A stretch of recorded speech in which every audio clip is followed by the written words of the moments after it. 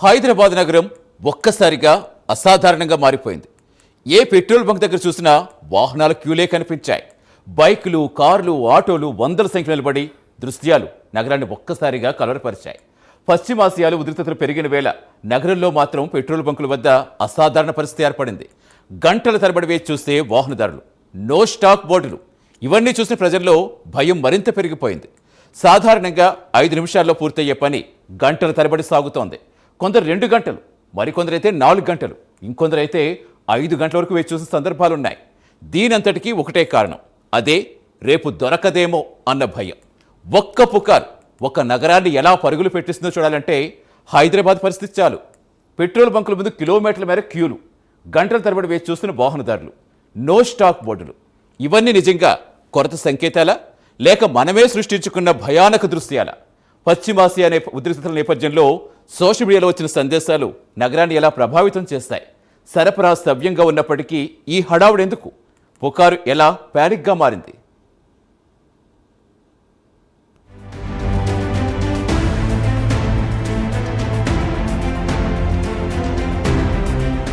హైదరాబాద్ బంకుల దగ్గర భారీ క్యూలు. దేశంలో ఇంధన నిల్వలైపోతున్నాయా? నో స్టాక్ బోర్డులెందుకు కనిపిస్తున్నాయి? వాహనదారులు టెన్షన్ పడే పరిస్థితి నిజంగా ఉందా? పెట్రోల్ దొరకడం లేదంటూ వచ్చిన పుకార్లు వాహనదారులను బెంబేలెత్తించాయి. ఒక్కసారిగా పెట్రోల్ బంకుల దగ్గర క్యూ కట్టేటట్లు చేశాయి. పెట్రోల్ కొరత వస్తుందన్న ప్రచారంతో నగరంలోని వాహనదారులు అవసరానికి మించి నిల్వ చేసేందుకు ప్రయత్నించారు. సాధారణంగా 100 రూపాయల పెట్రోల్ పోయించుకునే వ్యక్తి ఒక్కసారిగా ఫుల్ ట్యాంక్ చేయించుకుంటున్నాడు. 200 పెట్రోల్ పోయించుకునేవారు 1000 రూపాయల పెట్రోల్ పోయించుకుంటున్నారు. చిన్న చిన్న వాహనాలే కాదు, కార్లు, కమర్షియల్ వాహనాలు కూడా ఫుల్ ట్యాంక్ చేయించుకోవడం ప్రారంభించాయి. ఇలా ఒక్కసారిగా డిమాండ్ పెరగడంతో కొన్ని బంకుల్లో తాత్కాలికంగా స్టాక్ అయిపోయింది. దీంతో అక్కడ నో స్టాక్ బోర్డులు పెట్టారు. కానీ అదే దృశ్యం పుకార్లకు ఊతమిచ్చినట్టయింది. బంకుల్లో పెట్రోల్ లేదనే ప్రచారం మరింత వేగంగా వ్యాపించింది.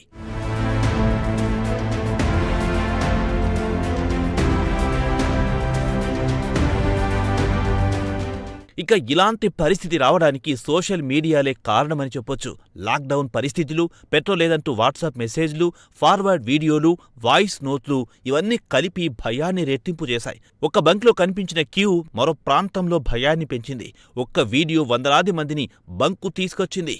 అలాగే బంకులు మూతపడ్డం కూడా ఇక్కడ కీలకంగా మారింది. అయితే బంకులు మూతపడ్డానికి కారణం సరఫరా లేకపోవడం కాదు, ఒక్కసారిగా భారీగా వచ్చిన డిమాండ్ను హ్యాండిల్ చేయకపోవడం. స్టాక్ వచ్చే వరకు కొంతసేపే మూసివేయాల్సి వచ్చింది. దీంతో నిజంగానే స్టాక్ లేదేమోనని వాహనదారులు భయపడి బంకుల దగ్గర క్యూ కట్టారు. ఇక పెట్రోల్ బంకుల వద్ద రష్, ట్రాఫిక్ పై కూడా భారీగా ప్రభావం చూపించింది.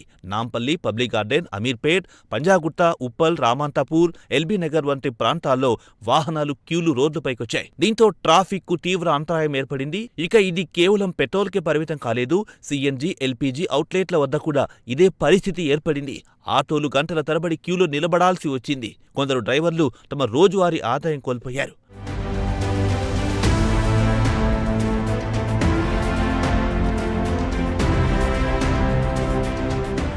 గ్లోబల్ మార్కెట్లో క్రూడాయిల్ ధరలు పెరుగుతున్నాయనే వార్తలు స్థానికంగా కూడా ప్రభావం చూపుతాయనే అనుమానం ప్రజల్లో పెరిగింది. అదే ముందస్తు కొనుగోళ్లకు దారితీసింది. కానీ అధికారికంగా చూస్తే పరిస్థితి పూర్తిగా భిన్నంగా ఉంది. సరఫరాలో ఎలాంటి అంతరాయం లేదని రాష్ట్ర పౌర సరఫరాల శాఖ స్పష్టంగా చెబుతోంది. రిఫైనరీల నుంచి డిపోల వరకు సరఫరా సజావుగానే కొనసాగిందని తెలిపింది. అలాగే రాష్ట్ర అవసరాలకు సరిపడా నిల్వలు అందుబాటులో ఉన్నాయని స్పష్టం చేసింది. పెట్రోలియం డీలర్ల అసోసియేషన్ కూడా ఇదే విషయాన్ని చెబుతోంది. ఆయిల్ కంపెనీల వద్ద తగినంత స్టాక్ ఉందని, సాధారణ వినియోగం ఉంటే ఎక్కడా సమస్య ఉండదని పేర్కొంది. ఒక్కసారిగా డిమాండ్ పెరగడం వల్లే తాత్కాలిక ఇబ్బందులు వస్తున్నాయని వివరించింది.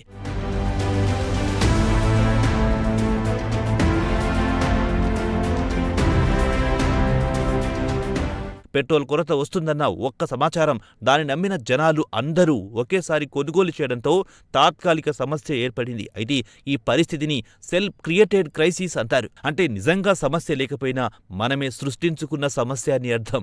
సరఫరా సాధారణంగా ఉంటే ఎలాంటి ఇబ్బంది ఉండదు. కానీ ఒక్కసారిగా 3 రెట్లు డిమాండ్ వస్తే ఈ సిస్టమ్ అయినా ఒత్తిడికి లోనవుతుంది. అలాగే బంకుల ఆపరేషన్ల వ్యవస్థ కూడా ఈ పరిస్థితికి కారణమని చెప్పాలి. ప్రస్తుతం కొన్ని ఆయిల్ కంపెనీలు అడ్వాన్స్ పేమెంట్ విధానాలు అమలు చేస్తున్నాయి.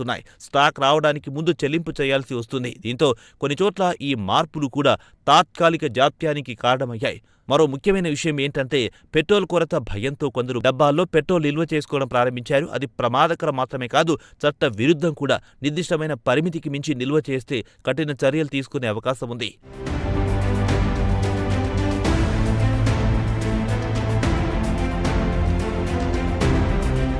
మరోవైపు ప్రస్తుత పరిస్థితిని సమీక్షించేందుకు ప్రభుత్వం కూడా రంగంలో దిగింది.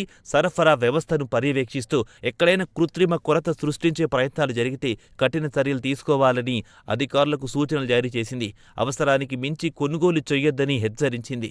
సాధారణ వినియోగం కొనసాగిస్తే ఎలాంటి ఇబ్బంది ఉండదని అధికారులు చెబుతున్నారు. మొత్తానికి ఇది కేవలం ఒక నగర సమస్య కాదు, ఇదొక పెద్ద పాఠం. సమాచార యుగంలో చిన్న పుకార్ కూడా ఎంత పెద్ద ప్రభావం చూపుతుందో తెలిపిన నిజం. అయితే ఆ నిజం తెలుసుకునే లోపే భయం వ్యాపించింది. ఆ భయం వ్యవస్థను ఒత్తిడికి గురి చేసింది. ఇక హైదరాబాద్లో కనిపించిన ఈ దృశ్యాలు మనకు స్పష్టమైన సందేశం ఇస్తున్నాయి. సరఫరా వ్యవస్థ బలంగా ఉన్న పుకార్లు, భయాలు, అనుమానాలుంటే పరిస్థితి మారిపోతుందని తెలియజేస్తుంది. కాబట్టి ఆందోళనకు లోనవ్వకుండా అప్రమత్తంగా ఉండాలి, బాధ్యతాయుతంగా ప్రవర్తించాలి.